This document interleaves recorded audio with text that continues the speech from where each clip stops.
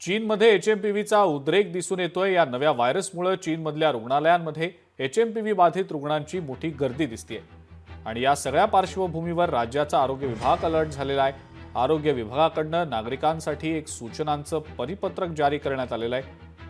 खबरदारी म्हणून नागरिकांनी या सूचनांचं पालन करावं असं आवाहन सुद्धा करण्यात आलेलं आहे। खबरदारी नेमकी कशी घ्यायची आहे? शिंक किंवा खोकला जर आला तर तोंडावर रुमाल धरण्याची गरज आहे।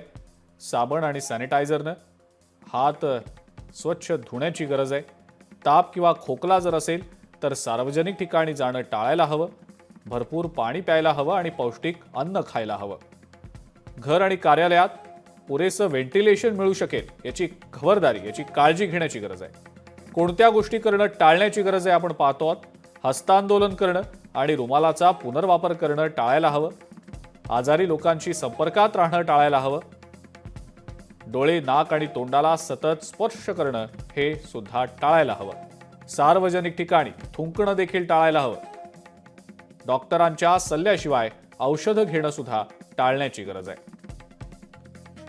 हा व्हायरस नवीन नाही आहे। यापूर्वी देखील हा व्हायरस आलेला आहे।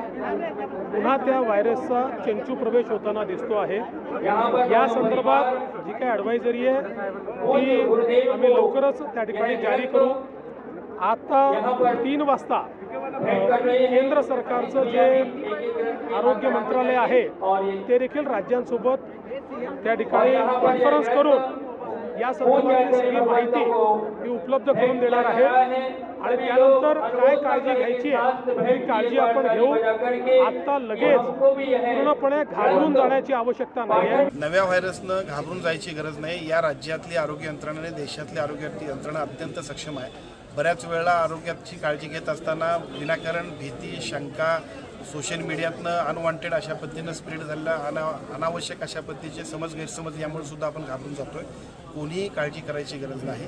जे असेल त्याच्याबद्दल योग्य त्या सूचना आरोग्य विभागाच्या वतीनं सर्व नागरिकांना दिल्या जातील आणि त्या पद्धतीने या राज्यातल्या आरोग्य यंत्रणेचं अत्यंत चांगल्या पद्धतीने नियोजन करून राज्यातल्या सर्व आरोग्य विभागाला त्या पद्धतीच्या सूचना दिल्या जातात।